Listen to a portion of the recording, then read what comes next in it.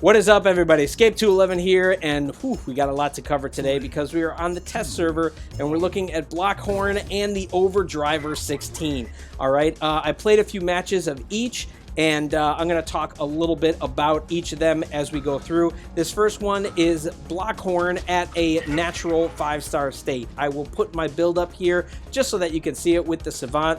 Generally speaking, yeah, it went pretty darn well for him here, I gotta say.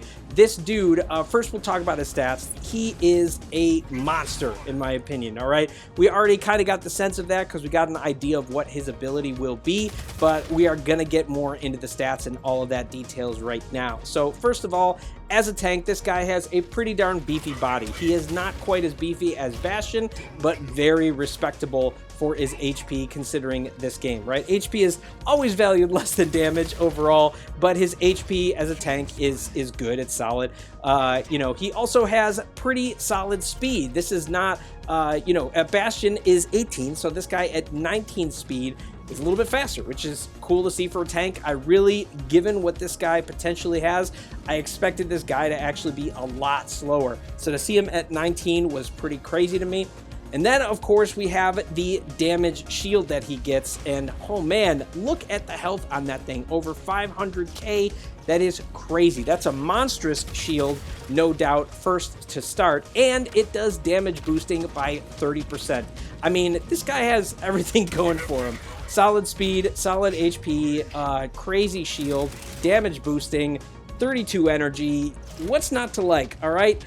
So, yeah, I mean, obviously, a lot of good stuff going for him here, but let's talk about a few different things. First of all, his shield, obviously, when you place it down, is just going to be in one spot. It will not go with him, and it is a static shield that is like a barrier. It's impassable, right? So your teammates and you cannot go through it. So that isn't necessarily favorable to a lot of people, and I understand that. Very different and different style than a lot of other stuff, especially if you have bad placement, it's going to create a problem. But I will say that it comes with a blessing and a curse in some sense.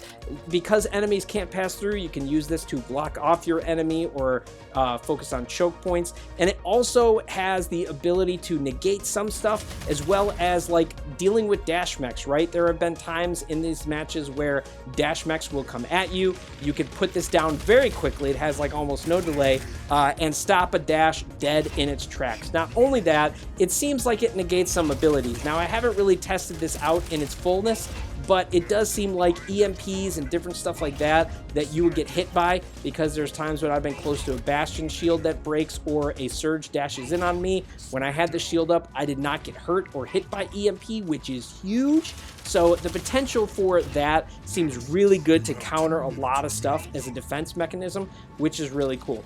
The damage boosting on this, though, is, even though it's really good, is only super small. It's a very small square that's right next to the barrier. Now, you can have friends use it, and you can also use an implant to increase this, so it does have some flexibility there, but it's much smaller in its space or its area than like other stuff, and like I said, it's around that impassable barrier. So in that way, it does kind of limit how you will use it in certain ways, but yeah, if you're gonna just put it down and use it right away with Blockhorn, it can be devastating with his massive energy especially.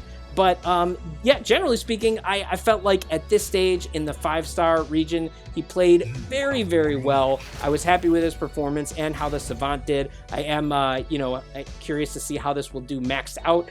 But after doing this one, we're going to move over to the Overdriver 16, just looking at that, and then we'll go back into some max builds for each.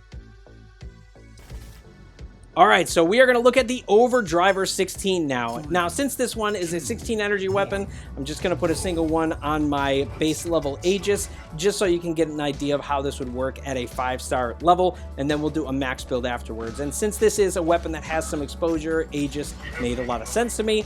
Of course, anything else that will do decently with exposure, has some decent HP, would probably do okay at this weapon too. I didn't want to say decent again. Okay, but generally speaking, yes, this is an assault weapon, so let's keep that in mind and look at its stats. Overall, it seems to have pretty good damage per magazine and decent per shot. The good things on this, I would say, is the overall fire rate, the projectile speed, and the hit cone. So the hit cone is low, projectile speed is faster than most other assault weapons, which is nice. So it actually is going to be pretty good. The magazine and the reload is there, but because this kind of works like a beam weapon in some way that you don't really have a certain amount in your magazine, as long as you don't allow it to overheat, you won't really ever have to worry about that reload. It will cool down faster than the reload itself. It does actually have a couple different implants. Actually, I'll put my build up just so you can see. There are 3 different implants for this. One is for the build up, and it lets you build it up more, so it's basically like having more ammo. The cooling on the unit, so that if you do you know, hit it into overheat, it will cool down faster, so basically a faster reload. And then a damage implant. The good and the bad with this weapon is that you really only need one implant, and that would be the damage one, right? The other 2, as long as you have good control with the weapon, you probably won't even need, especially after you get used to it. But the problem is that the damage variety only comes in legendary, so you have to get lucky or like buy this implant if you want to run this weapon to optimum performance for having damage. Otherwise, you're not going to be able to really get that. But that does leave you a lot of flexibility if you have a type of mech or build where you want to put more into your mech setup. This will allow you to do that because you really, like I said, only need that implant. So in some ways, that's nice. The direct comparison to this weapon would be the minigun 16, and I would say that the minigun 16 generally is going to perform better than this weapon, or at least it seems like it will. If you look at its raw stats, it still has similar stuff going for it, but it has a little bit more range, it has a little bit better projectile speed, and then overall better like damage per out the clip. Now, this is only on paper. In practice, honestly, I haven't really played much with the minigun to compare with it to see how it does. I do think that this will do consistently better, and the minigun will do better like up close, where its hit cone is not going to be as noticeable. So in closer range, the minigun is going to perform better, and I think further away this will perform better. That's my guess, but I don't really know. I haven't really gotten to play with that too much, just because we've only had the test server for like a day. This actually happened pretty quickly before we were able to make content on it, so I haven't really been able to play this with the minigun. But on paper, the minigun still seems like it's a little bit stronger to me. I would think so, given its class structure and that it has some downsides. But yeah, I mean, I still think this isn't bad. I don't think, again, this is like super amazing, but I appreciate what they're trying to do with Assault to add some different flavor to it. We had one that had the burst with the missiles with Viper, and this one is more about keeping crazy levels of uptime, but still keeping true to what the class actually is. So we will see as we go on. But I want to see how it plays when we max it out. So we're going to play this max with Blockhorn, just so we can see how both of those perform together. And then we'll do our general like assessment of the two at that point after we've seen that. So yeah, there we go. All right, now it is time to see how both of these perform maxed out. And we will put our build up here. This is the Max Blockhorn, Max Overdriver 16 build. Now, if you want to pause, you can look at my implants there. The main one I only need for the Overdriver 16, like I said, is the damage.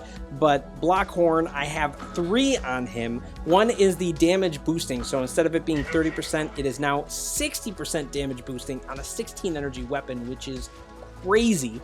All right, and then we have the, uptime and downtime. Oop, you can see right there. All right, so that was a good example of how this shield seems like it negates certain things. That surge did nothing to me, just because I had that shield up. So I really think the level of counter that this can potentially have against certain abilities, it seems like EMP especially, is going to be huge. So yeah, I really like what Blockhorn is bringing. And you can see how the damage does pretty well there. That was a little bit dangerous. Oh, I also didn't know if you noticed, but as we were getting in that spot and we were getting close to our ammo being out for the Overdriver, you could hear the sound of when it gets too high. And when that happens, you can then know when it's time for you to back off. You can also see your little ammo indicators on your targeting reticle, but that will help you to know when to stop firing. So that you can give time for things to recharge, unless you want to totally max it out and then wait for the reload. But yeah, the implants on this, again, it seems more implant heavy on the character, or I mean on the mech. But, you know, I would say that the cooldown and then the damage, if you can get the damage one, are going to probably be the most significant. Even just the epic one, because you get 23% added damage, so that'll be 53% total, is still going to feel great. Obviously, the legendary one, where you get 60% total, would be great, but it doesn't necessarily have to end up that way. And also, I don't know if you caught that right there, but again, with the Overdriver, not only do you hear the noise, but you can see the change of color in the bullets. So I love the added attention to detail on how this weapon functions and the way it looks. Very, very cool. I also just, I gotta say, even though this tank seems like it's kind of OP, I can very much appreciate that they're trying to do something with a tank that makes it fearsome. So far, I think tanks have played a backseat to scouts, and this one seems like it will be strong on its own, be useful for the team, and be a counter to some of those really big enemies that we fought. As far as the Overdriver goes, I love the idea of the weapon. I think it's a fun one. But to me, I feel like it lags a little behind Minigun. At least it seems like it does. I can't really tell for sure, like I said before. Haven't been able to really compare the two. But I would think it does, given the downsides of Minigun. If this actually plays better than Minigun, that would be crazy to me. But I do think it might be down to flavor. This seems like it'll be a little better downrange. Minigun will be better up closer. So maybe this is still going to be very, very useful for some people like that. But as a high exposure weapon, I still think it's going to be limited to certain mechs. Blockhorn would be a good one.